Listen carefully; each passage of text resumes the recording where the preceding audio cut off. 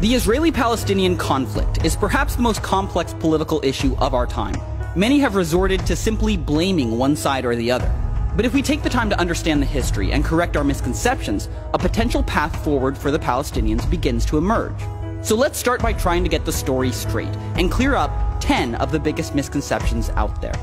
Misconception number 1. Israel illegally stole land from the Palestinians. In 1947, the UN voted to give land to both the Jews and the Palestinians. The Jews accepted their partition and legally formed the State of Israel. The Palestinians rejected their partition and attacked. Even after losing the war, the Arabs still had most of the land from the UN ruling. Which leads us to misconception number 2. The surrounding Arab nations actually want to create a Palestinian state. So after the war, the West Bank and Gaza were controlled by Jordan and Egypt for 19 years. During that span, those governments never established a Palestinian state. Instead, they kept the land for their own use. Misconception number 3. The Arab nations want to solve the refugee crisis. Palestinians have settled in Arab nations throughout the Middle East. These nations could solve the crisis immediately by granting refugees equal rights, but instead, they refuse to let them vote, own land, or even study in public schools. Ironically, the only country to grant them full citizenship rights is Israel, which absorbed 156,000 Arabs after the 1948 war, and even today, Arabs hold seats in the Israeli government and Supreme Court. Misconception number 4.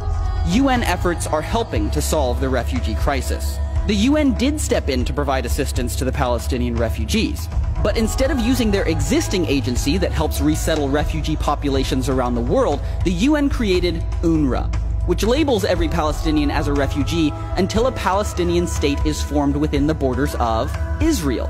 This makes it more difficult for Palestinians to thrive in their host countries and locks them into perpetual refugee status, passing it on to their children, grandchildren, and great-grandchildren, swelling the refugee population from 500,000 in 1949 to nearly 5 million today. As conditions worsened, the international aid started to pour in, which, incidentally, is misconception number 5. The solution is more money. Really? Western nations have given the Palestinians a ton of aid.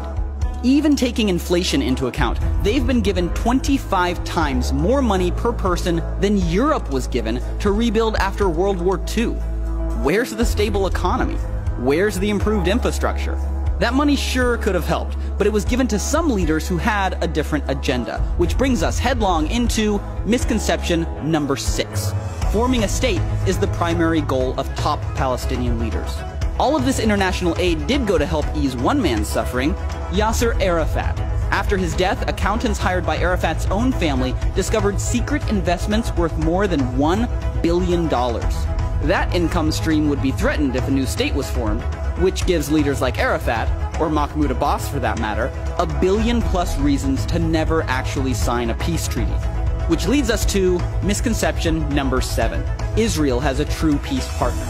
In the year 2000, desperate for a resolution, the Israelis elected Prime Minister Ehud Barak with a mandate to make peace with the Palestinians. Barak offered Yasser Arafat 94% of the land he demanded, except Jerusalem. Arafat flatly refused. President Clinton blamed the failure of the best chance at peace in 60 years squarely on Yasser Arafat. Which brings up perhaps the most common misconception of all. Number 8. Israel just needs to give up land for peace. The last time Israel tried this was in 2005. They forced thousands of Jewish settlers out of Gaza, and in exchange, the Palestinian leaders promised peace. But when the Israelis moved out, the Palestinians voted Hamas in. Yep, they elected a terrorist organization who, since taking power, has fired more than 10,000 rockets into Israel. Surprised? Then you've probably bought into misconception number 9. Most Palestinians want a lasting peace with Israel. Some Palestinians do, but they are a minority. For 60 years, Palestinian educational leaders have fed their children a steady diet of hate, idolizing suicide bombers and celebrating death right in the classroom. And finally, misconception number 10. Giving the Palestinians a state now is the only solution to their suffering. This has been the only approach tried for the last 60 years.